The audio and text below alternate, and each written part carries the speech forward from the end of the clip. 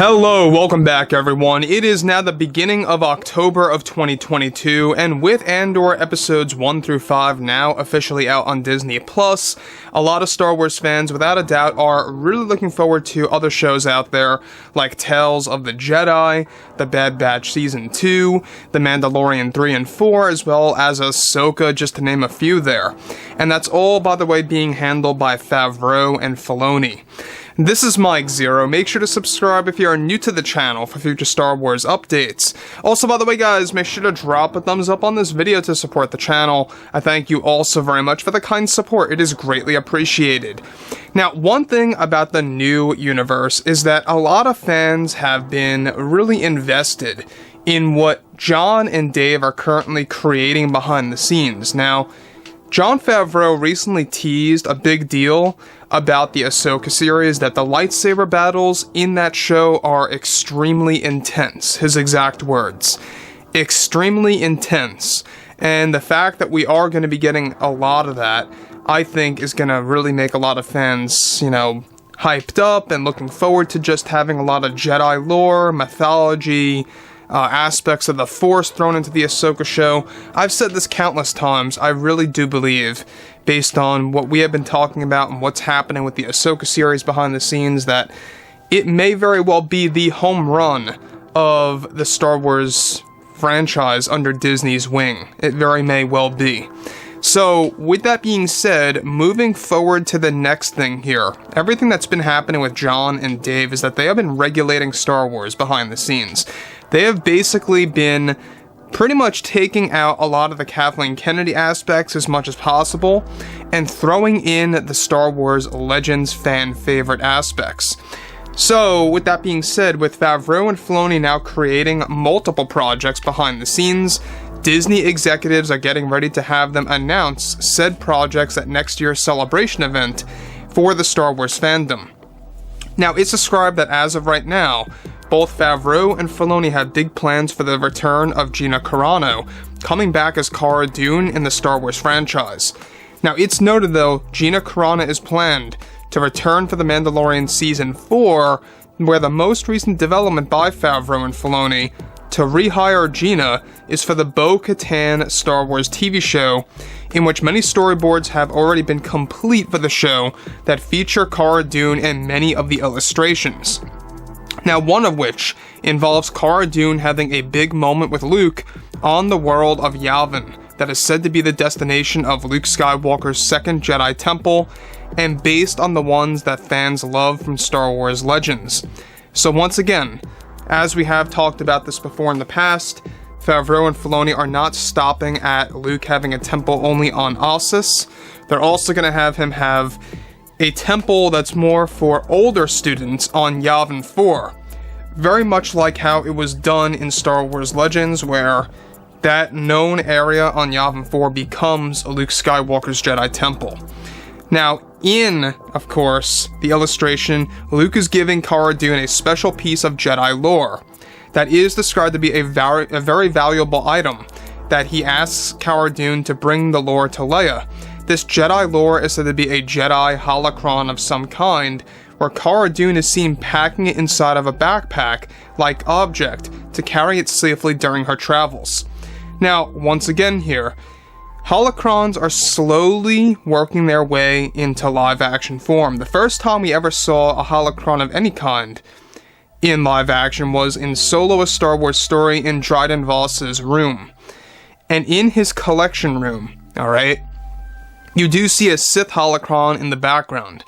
The latest example is that you see good examples of that too, but also a Jedi Holocron in, I believe it was Andor episode 4 or 3, if I'm not mistaken. I believe it was episode 4. And in there, in Luthen's shop, you do see the Jedi Holocron, you do see a couple of Sith-oriented objects, you do see the Sith Stalker armor. I mean, there's so many different Easter eggs and callbacks there. And I think that was the big, you know, kind of interesting aspect about Andor, was just seeing the lore sitting there. So, that brings us to the next thing, alright? Because one thing about Gina Carano is that she is not only involved in Mandalorian Season 4, as we have been talking about for a year and a half now. It is happening slowly but surely. But the latest example of her return is for the Boca Tan Star Wars TV show that's going to feature Cara Dune, Luke, Boca Tan, Luke Skywalker, Din Djarin, Grogu, you name it. Except a large portion of that story is going to take all place on Mandalore, and it's going to hold a lot of flashbacks to showing us the events of Tar Vizsla, who was both a Jedi and a Mandalorian. So Boca Tan, it's almost getting like a Godfather Part 2 treatment. You guys may recall that in the Godfather Part 2, you know, we have two different time periods that are the centerpiece of the story. So that's basically how the Boca Tan show is going to be crafted like. It's going to be modeled after the Godfather Part 2, where it bounces back and forth to a different era, a different part in time. So that brings us to the next thing here. So with, of course, the storyboards also showing Cara Dune with a complete redesign here. She has a ponytail, is wearing all decked out black armor and clothing, and wielding some kind of sniper blaster on her back. Favreau and Filoni, and their plan for Cara Dune's return, is to make her very close to the Skywalkers, and how she will hold many stories between both Luke and Leia in the upcoming Star Wars lore that will be explained in the near future for the Star Wars fandom. Kathleen Kennedy, at no surprise, is very unhappy about Gina's return to Star Wars. A release for the Boca Tan series is still in the works. Now, here's the thing that I would just want to explain quick before I get to the next part of this, is that one thing about the Boca Tan series is that Katie Sackhoff a couple of months ago teased the show, saying, oh, you know, maybe I'll get my own spin-off show, you know, something around those lines. Then she gave us a little bit of a wink with her eye. And this Boca Tan series, we're not going to get an official announcement until Celebration Andor D23 next year. Both of those events, by the way, are going to expand and announce the roadmap of Star Wars. And when I say the roadmap, I'm talking about this visual timeline that Lucasfilm is going to show of what shows and or movies are coming out, and exactly when they're coming out and what order they're going to be releasing in.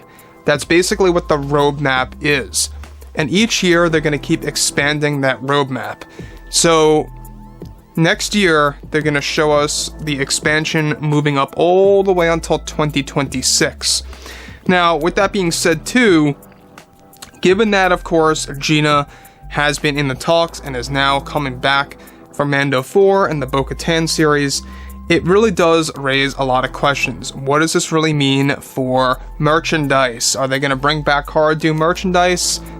I believe so. I mean, you would think, right? You would imagine, because she's getting a redesign, she's getting a different look, and I'm sure that it's the Disney executives that told Favreau and Filoni, alright, if you want Gina back, if you want Cara Dune back, bring her back, but give her a different design to at least kind of create things from the ground up, start from a fresh space, and just move on from there.